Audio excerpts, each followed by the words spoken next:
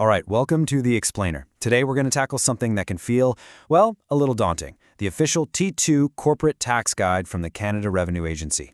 Think of it as the ultimate rulebook for any incorporated business in the country, and our job is to make it make sense. So, have you ever cracked open that T4012 guide and just felt your eyes glaze over? Yeah, you are definitely not alone. It's a seriously dense document. But hey, that's why we're here, to turn that confusion into confidence. Okay, so let's get right into it. Over the next few minutes, we're going to reframe this whole guide. It's not just some complex obstacle you have to get through. It's actually a clear rulebook that, if you know how to read it, can really help your business. So here's how we're going to break it down. We'll start with the absolute fundamentals, then we'll jump into the key changes for this year, look at how you can find some opportunities to save money, and wrap it all up with how to stay compliant and avoid any trouble. All right, Section 1. First things first, let's cover the absolute basics. You can think of these as the non-negotiables, the rules that every single corporation in Canada has to know, no exceptions. So the big question right off the bat, who actually needs to file one of these? And, the answer might be a whole lot broader than you'd expect. Look, the CRA is super clear about this. The bottom line is, if your business is incorporated in Canada, you've got to file a T2 return. Every single year. And that's true even if you're a nonprofit or tax exempt, or even if your corporation was totally inactive and didn't make a dime. If it exists on paper, it has to file. Okay, so you have to file. The next and maybe most critical question is when. This date is one you absolutely need to circle on your calendar. You get exactly 6 months. 6 months from the end of your company's fiscal year to get that T2 return filed. If you miss that deadline, well, you're immediately looking at penalties, which we're going to talk about a little later. Okay, with the fundamentals locked in, let's move on. See, tax laws are never static. They're always changing, and 2024 is no different.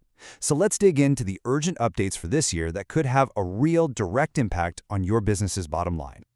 Now, you're going to want to lean in for this one. There's a huge new change this year, and it's one that could literally put money right back into your business. We're talking about a major new refundable tax credit designed specifically for small and medium-sized businesses. And here it is, the Canada Carbon Rebate for Small Businesses. Now pay close attention to the wording here. This isn't just a deduction that lowers your taxable income. No, this is a refundable credit. That means the government actually sends you a check. It's a direct payment. So how do you get it? Well, the great news is the process is about as straightforward as it gets. As long as you're a Canadian-controlled private corporation, a CCPC, with fewer than 500 employees, and you get your 2023 return filed on time, that's it. You don't have to fill out extra forms or apply. The payment just comes to you automatically. And that's not the only change. There are a few other big ones to watch out for. If you're in the digital or platform economy, those platforms will now be reporting your income directly to the CRA. There are also tighter rules on how much interest and financing expenses you can deduct, and they're closing some loopholes around bankruptcy and forgiving debt. Okay, now for my favorite part.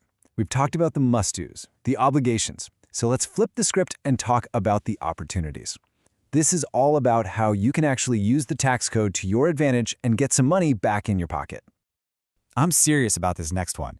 Did you know that the everyday problem solving, the little tweaks and improvements you're making to your processes, that could actually qualify for one of the most generous tax incentives in the country? A lot of business owners have no idea. We're talking about the Scientific Research and Experimental Development Program, usually just called SNRED. And for smaller Canadian corporations, this is huge. It offers a refundable tax credit of up to 35% on your qualifying expenses. Let me say that again, refundable. This isn't a deduction. This can be a big fat check sent right to your business just for the innovative work you're already doing.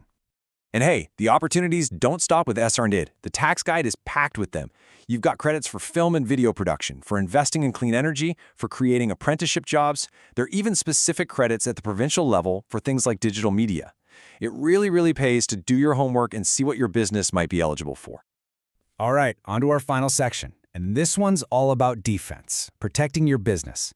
We need to talk about how to stay on the right side of the CRA and avoid some very common and very expensive mistakes.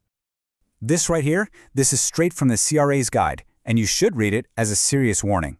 The penalty for filing late isn't a slap on the wrist. It's an immediate 5% hit on whatever tax you owe, plus another 1% for every single month you're late. Believe me, that adds up insanely fast. Filing on time is one of the simplest money-saving moves you can make. So, let's say you filed, everything's done. You might think that's the end of it, right? But for how long can the CRA come knocking and decide to take a second look? Knowing this is so important for figuring out how long you need to hang on to all your records. Okay, so for most small businesses, the normal window is 3 years. The CRA has 3 years from the date on your notice of assessment to come back and reassess you. But, and this is a really big but, if they find any evidence of misrepresentation, whether it's from carelessness, neglect, or, outright fraud, that 3-year clock disappears. It becomes unlimited. They can reassess you at any time. Okay, so let's tie this all together. If you take away just 4 things from this whole explainer, let it be these. 1. Always file on time, even if you owe 0 tax.